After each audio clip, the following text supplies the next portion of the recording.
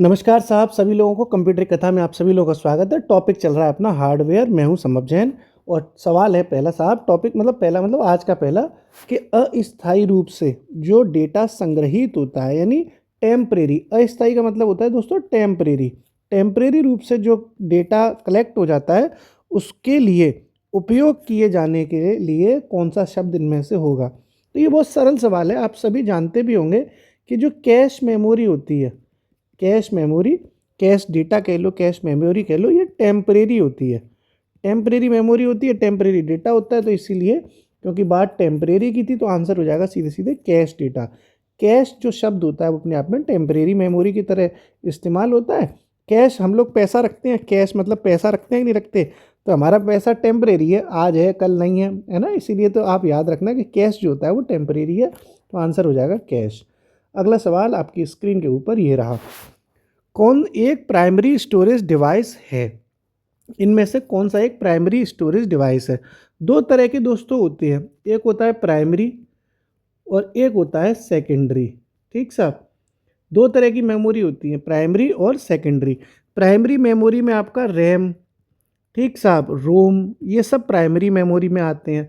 और जो आपका रैंडम जो आपका सेकेंडरी वाला जो होता है उसमें आपके आते हैं साहब, जैसे हार्ड डिस्क हो गई, ठीक है, मैग्नेटिक डिस्क हो गई, ऑप्टिकल डिस्क हो गई, ये बाकी जो चीज़ें होती हैं वो आती हैं सेकेंडरी में। प्राइमरी में आपका रैम रोम प्रॉपरली आता है। अब इसमें पूछा था कि कौन एक प्राइमरी स्टोरेज है, तो देखो ये hard disk, magnetic disk, optical disk, ये तो सारे सेकेंडरी होते हैं। रैम रोम आपका प्राइमरी होता है, तो ये रैम इसका ऑप्शन था, ये इसका आंसर हो गया। तो रैंडम एक्सेस मेमोरी यानी RAM is the right answer. Okay, अगला सवाल आपकी स्क्रीन के ऊपर ये रहा। ये देखो सवाल, इसमें पूछा गया है ALU की फुल फॉर्म क्या है। तो ये बहुत सरल सवाल है, ये बहुत बार पूछा भी गया है। ALU की फुल फॉर्म होती है अर्थमेटिक लॉजिक यूनिट। ALU की फुल फॉर्म होती है अर्थमेटिक लॉजिक यूनिट। ये जो ALU होता है वो गणनाएं करता है, गणनाएं करने के लिए, तार्किक क्षमताओं के लिए इसका इस्तेमाल किया जाता है।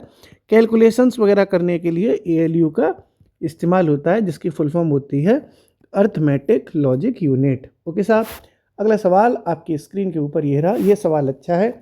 ये सवाल ये कह रहा है दोस्तों कि किसी संसाधक द्वारा, संसाधक का मतलब देखो हिंदी में लिखा है, संसाधक का मतलब होता है प्रोसेसर, ठीक है, संसाधक का मतलब होता है प्रोसेसर।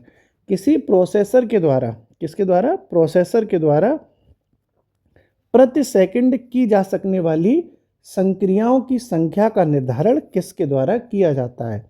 यानी कोई भी प्रोसेसर प्रति सेकंड कितने रिएक्शंस कर रहा है, कितने एक्शन ले रहा है, उस संख्या का निर्धारण किसके द्वारा किया जाता है? तो प्रति सेकंड हमें नापना है, तो हमारी सेकंडों में और टाइम वगैरह नापना है तो घड़ी के द्वारा टाइम नापते हैं। तो ये प्रति सेकंड जो चीज़ें नापी जा रही हैं प्रोसेसर के द्वारा, उसको कहते हैं दोस्तों clock speed. Clock speed, clock speed अपने आप में एक ऐसा शब्द है जो किसी प्रोसेसर द्वारा प्रति सेकंड की जाने वाली एक्शंस यानी संक्रियाओं की संख्या का निर्धारण करता है। तो आंसर हो जाएगा क्लॉक स्पीड, क्योंकि नाम में ही क्लॉक है, प्रति सेकंड क्लॉक, तो सिंपल हो गया। अगला सवाल आपकी स्क्रीन के ऊपर ये रहा। सवाल ये है कि किसको किसको काम करते रहने के लिए लगातार बिजली की आवश्यकता होती है, लगातार विद्युत आपूर्ति की आवश्यकता होती है और उसे रिफ्रेश नहीं करना पड़ता। ये शब्द सबसे इम्पोर्टेंट है कि किस मेमोरी को रिफ्रेश नहीं करना पड़ता। तो मैंने पिछली क्लासों में बताया था कि दो तरह की मेमोरी होती हैं, एक मान लो SRAM, एक हो गया आपका DRAM। SRAM मतलब मैंने आपको अपने ही नाम से उदाहरण दिया था, संभव जैन वाला, एस याद रखो। SRAM को बार बार रिफ्रेश करने की ज़रूरत नहीं पड़ती, ठीक है, SRAM को रिफ्रेश करने की ज़रूरत नहीं पड़ती, DRAM को बार बार रिफ्रेश करना पड़ता है। ओके, तो ये मैंने अपने एस से मतलब संभव के नाम से याद दिलवाया था कि संभव हमेशा रिफ्रेश रहते हैं, बार बार रिफ्रेश करने की कोई ज़रूरत नहीं है संभव को, ठीक है, एक बार रिफ्रेश हो गए काम खत्म, ठीक। तो इसमें था कि रिफ्रेश नहीं करना पड़ता, तो आंसर हो जाएगा SRAM। SRAM यानी स्टैटिक रैंडम एक्सेस मेमोरी, और DRAM मतलब डायनामिक रैंडम एक्सेस मेमोरी। ये सारी चीज़ें पिछली क्लास में हो चुकी हैं। फिलहाल इसका आंसर हो गया SRAM। SRAM को रिफ्रेश करने की ज़रूरत नहीं पड़ती। अगला सवाल आपकी स्क्रीन के ऊपर ये रहा। ये सवाल अच्छा है। ये सवाल ये है दोस्तों कि ऑफिस में जो हम लोग काम करते हैं, आप लोग काम करोगे ऑफिस में, तो ऑफिस के कामों में प्रयोग किए जाने वाले स्टैंडर्ड लैपटॉप में रैम के आकार की आम रेंज क्या है। तो सवाल का मतलब ये हुआ कि जो नॉर्मली ऑफिस में हम लैपटॉप इस्तेमाल करते हैं वो कितने रैम का होना चाहिए। तो आप लोग भी मोबाइल चलाते होगे, आप लोग भी जानते हो कि जो आजकल जो बढ़िया मोबाइल आ रहे हैं उसमें आप जो है 4 GB रैम, 8 GB रैम, ऐसी रैम इस्तेमाल कर रहे हो। तो लगभग 4 GB से लेके 16 GB की जो रैम है वो अच्छी रैम मानी जाती है ऑफिस में काम करने के लिए। इससे ज़्यादा रैम की ज़रूरत भी नहीं है। तो ये इसका बेस्ट आंसर है और ये PYQ है जो कमीशन ने पूछा था, और इसका आंसर 4 GB से 16 GB रैम माना था। जो ऑफिस में लैपटॉप इस्तेमाल होता है नॉर्मली हम लोग करते हैं उसमें 4 से लेके 16 GB तक का रैम इस्तेमाल हो सकता है। ये सवाल तगड़ा है दोस्तों। अगला सवाल आप देख रहे हो, आलिया एक लड़की है, ठीक है साहब, आलिया भट्ट। आलिया के पास 2600 MB डेटा है। कितना है? 2600 MB डेटा। और एक उनके बॉयफ्रेंड है दिनेश, ठीक साहब। तो दिनेश के पास 4000 MB है। आलिया के पास 2600 MB का डेटा है, दिनेश के पास 4000 MB का डेटा है। अब इन दोनों डेटा को संयुक्त रूप से यानी जॉइंट करना है, ठीक है, मिलाना है। तो कितने भंडारण क्षमता वाली एक USB चाहिए इन्हें, यानी एक ये पेन ड्राइव लेना चाह रहे हैं दोनों मिलके कि इनके जितने प्राइवेट फ़ोटो हैं, आलिया के 2600 MB के प्राइवेट फ़ोटो हैं, दिनेश के 4000 MB के प्राइवेट फ़ोटो, साहब इन दोनों को चाहिए कि ये दोनों अपना पेन ड्राइव में खरीद लें और अपना डेटा डाल दें। तो कितने GB की इन्हें पेन ड्राइव चाहिए, ये सवाल है। कितने GB की इन्हें पेन ड्राइव चाहिए? अब खुद सोचो, 2600 एक हो गया, 4000 एक हो गया, यानी कुल मिलाकर जोड़ दोगे जब इन्हें तो कितना निकलेगा? 6600 MB डेटा के लिए हमें कितने GB की रैम चाहिए? तो 1 GB में 1024 MB होते हैं। तो 6600 में जब हम 1024 को डिवाइड कर देंगे तो आंसर निकलेगा 6.44 GB। यानी इन्हें कम से कम 6.44 GB की पेन ड्राइव चाहिए। ऑप्शन देखोगे जब आप, तो 1 GB की पेन ड्राइव लेंगे तो काम नहीं बनेगा, 2 GB की पेन ड्राइव लेंगे तब भी काम नहीं बनेगा, 6 GB की पेन ड्राइव लेने पे भी काम नहीं बनेगा, क्योंकि ये 6 से ज़्यादा हो रहा है, 6.44 हो रहा है ना, तो इससे भी काम नहीं बनेगा। इसीलिए हमें आलिया और दिनेश को अपनी मोहब्बत संवारने के लिए 10 GB की पेन ड्राइव चाहिए होगी। तो आंसर हो जाएगा 10 GB। ओके, अच्छा सवाल था ये, बढ़िया सवाल था। अगला सवाल आपकी स्क्रीन के ऊपर ये रहा।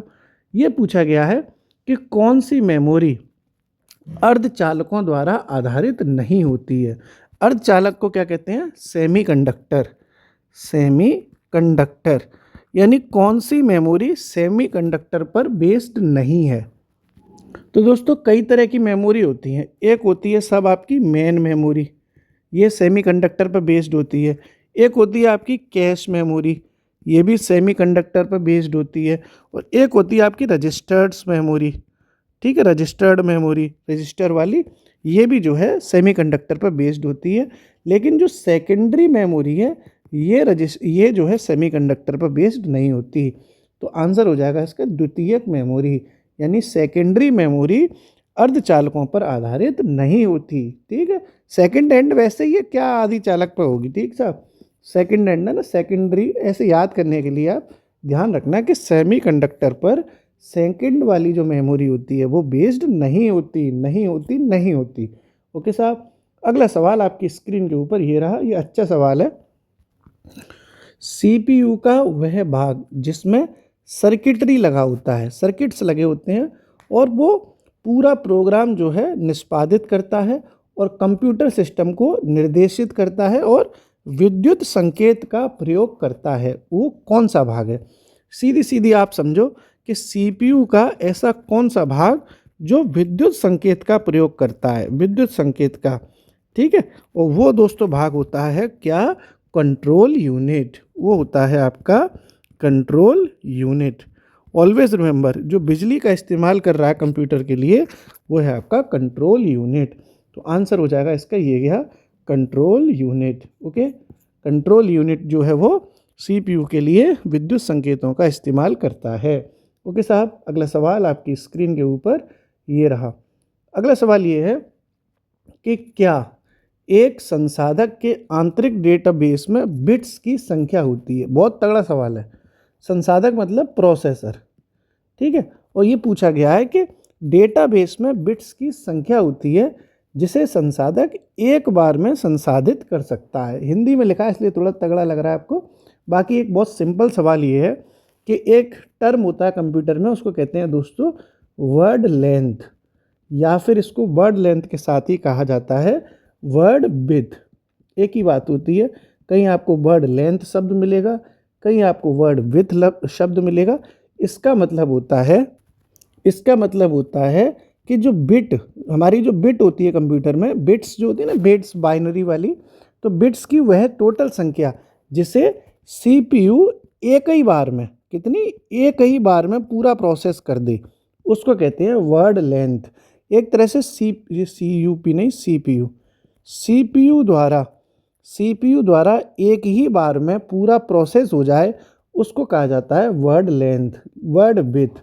यार आप खुद समझ सकते हो, एक पूरा सीपीयू एक बार में जितनी लेंथ तक पहुंच सकता है, जितनी चौड़ाई तक, यानी विड्थ, WDIH ये होती है ना, विड्थ होती है, क्या होती है, यही होता है। तो ये पूरा जो एक बार में सीपीयू जितनी रेंज है उसकी प्रोसेसिंग करने की, उसको कहा जाता है वर्ड लेंथ। तो संसाधक मतलब प्रोसेसर एक बार में संसाधित कर दे, उसको कहते हैं वर्ड लेंथ। एक बार में जितना प्रोसेस हो जाएगा उसको कहा जाएगा वर्ड लेंथ या फिर वर्ड विड्थ। ओके साहब। अगला सवाल आपकी स्क्रीन के ऊपर ये रहा। इसमें पूछा है एस रैम की विशेषता कौन सी नहीं है। तो अभी तो मैंने आपको बताया था एस रैम से भी बताया था ना, संभव वाली रैम, एस से मेरा नाम है, अभी समझाया था कि इसे बार बार रिफ्रेश नहीं करना पड़ता। अभी समझाया था ना, संभव को बार बार रिफ्रेश नहीं करना, एक बार हो गया काम खत्म। तो एस रैम की विशेषता क्या नहीं होगी कि इसे बार बार रिफ्रेश करने की कोई ज़रूरत नहीं है, ये आपने समझा है अभी। तो इसमें लिखा है कि इसे 1 सेकंड में कई बार रिफ्रेश करने की आवश्यकता होती है। ये बात गलत है, ये इसकी विशेषता नहीं है, इसलिए इसका आंसर हो जाएगा एस रैम में रिफ्रेश करने की कोई ज़रूरत नहीं है, इसलिए ये स्टेटमेंट गलत हो गया। इसीलिए गलत ही पूछा था, तो आंसर हो गया ये कि इसे 1 सेकंड में कई बार रिफ्रेश करने की जो ज़रूरत नहीं है, मतलब ये इसका आंसर हो गया। अगला सवाल आपकी स्क्रीन के ऊपर ये रहा। ये सवाल भी बहुत अच्छा है दोस्तों। निम्नलिखित में से कौन सा इनपुट आउटपुट डिवाइस एक ब्लॉक डिवाइस है? यानी ये पूछा कि इनमें से कौन सा डिवाइस एक ब्लॉक डिवाइस है। तो ये जो ब्लॉक डिवाइस होते हैं, जितने ये ब्लॉक डिवाइस हैं, इसका मतलब है कि जब कोई सीपीयू किसी भी चीज़ को ब्लॉक में बांटकर पढ़ता है, ब्लॉक में बांटकर सीपीयू उस चीज़ को रीड कर रहा है, समझ रहा है, तो ऐसे डिवाइसेस को कहा जाता है ब्लॉक डिवाइस। और कई तरह के ब्लॉक डिवाइस होते हैं, जैसे दोस्तों, जैसे आपका CD-ROM है, CD-ROM कैसा है? एक ब्लॉक डिवाइस है, ठीक है। इसी तरीके से एक फ्लॉपी डिस्क होती है, फ्लॉपी डिस्क, ये भी अपने आप में एक ब्लॉक डिवाइस है। और भी कई सारे होते हैं, एक हार्ड डिस्क होती है, हार्ड डिस्क, ये भी अपने आप में एक ब्लॉक डिवाइस है। इसी तरीके से एक होता है डिवाइस जिसको कहते हैं टेप ड्राइव, ये भी अपने आप में एक ब्लॉक डिवाइस है। ब्लॉक डिवाइस का मतलब आपको मैंने समझा दिया कि पूरी कोई बहुत बड़ी चीज़ है, उसे अगर हमें प्रोसेस करना है, रीड करना है, तो वो पूरी चीज़ को सीपीयू ब्लॉक्स में बांट के रीड करता है। ऐसे डिवाइसेस को कहते हैं ब्लॉक डिवाइसेस। ये कुछ बड़े एग्जाम्पल्स हैं ब्लॉक डिवाइस के। इन ऑप्शंस में से पूछा गया था, तो टेप ड्राइव यहाँ लिखा हुआ है, तो टेप ड्राइव ये आंसर हो जाएगा। ब्लॉक डिवाइस कौन सा हो गया? टेप ड्राइव अपने आप में एक ब्लॉक डिवाइस है। ओके साहब। इसका मतलब ये है कि कीबोर्ड है, माउस है, ये लोग जो है ब्लॉक डिवाइस नहीं होते। टेप ड्राइव जो है वो ब्लॉक डिवाइस हो गया। अगला सवाल आपकी स्क्रीन के ऊपर ये रहा। देखो अगला सवाल ही ऐसे आ गया कि कौन सा ब्लॉक डिवाइस नहीं है। तो अभी मैंने आपको समझाया था कि ये तो हो गए बड़े बड़े block device, CD-ROM, floppy disk, hard disk, tape drive, ये होते हैं। तो देखो CD-ROM ये तो है ब्लॉक डिवाइस, फ्लॉपी डिस्क ये भी ब्लॉक ड्राइव है, हार्ड डिस्क ये भी ब्लॉक डिवाइस है। रैम अपने आप में ब्लॉक डिवाइस नहीं होता, इसलिए आंसर इसका हो जाएगा रैम जो है वो ब्लॉक डिवाइस नहीं है, नहीं पूछा है, इसीलिए इसका ये उत्तर हो जाएगा। ओके साहब। अगला सवाल आपकी स्क्रीन के ऊपर ये रहा। ये पूछा है इनमें से निम्नलिखित में से कौन से मेन मेमोरी की विशेषताएं हैं। तो इनमें से ये जो ए स्टेटमेंट हो गया, बी स्टेटमेंट हो गया, सी स्टेटमेंट हो गया, इनमें से कौन सा सही है। ये बहुत सरल सवाल है, आप खुद समझो। यह कंप्यूटर की कार्यशील मेमोरी होती है। तो मेन मेमोरी तो कार्यशील होती है, वर्किंग, मेन नाम ही मेन है, तो मेन ही मेमोरी कार्यशील होती है। पहला स्टेटमेंट इसका सही है। बी स्टेटमेंट पढ़ो, बी है सेकेंडरी मेमोरी से ज़्यादा तेज है। जब भाई मेन मेमोरी है तो सेकेंडरी मेमोरी से ज़्यादा तेज तो होगी ही होगी। ये भी सही बात है, कोई कठिन बात तो है नहीं, सिंपल चीज़ है कि भाई मेन जो मेमोरी है, मुख्य जो मेमोरी है वो तेज होती है। अगला, बिना प्राइमरी मेमोरी के कंप्यूटर नहीं चल सकता। बिल्कुल सही बात है भाई, हमें प्राइमरी मेमोरी चाहिए, उसके बिना कंप्यूटर कैसे चल जाएगा। तो बिना प्राइमरी मेमोरी के कंप्यूटर नहीं चल सकता, ये बात भी सही है। तो तीनों इसके स्टेटमेंट सही हैं, यानी सभी ए बी सी तीनों इसके स्टेटमेंट सही हो गए। ओके, सिंपल सा था भैया। ये कंप्यूटर की कार्यशील मेमोरी मेन मेमोरी है, ये सेकेंडरी मेमोरी से तेज भी होती है, और बिना प्राइमरी मेमोरी के ये कंप्यूटर नहीं चल सकते। ओके साहब, अगला सवाल आपकी स्क्रीन के ऊपर ये रहा। सवाल ये है कि डेटा को बनाए रखने के लिए निम्नलिखित में से किस प्रकार की मेमोरी को लगातार रिफ्रेश किया जाना चाहिए। मैंने अभी बताया था ना कि दो तरह की हैं, एस रैम और डी रैम, अभी समझाया था। तो एस रैम को रिफ्रेश करने की ज़रूरत थी कि नहीं थी, बताओ। नहीं थी, संभव वाला रिफ्रेश बार बार नहीं करना पड़ता।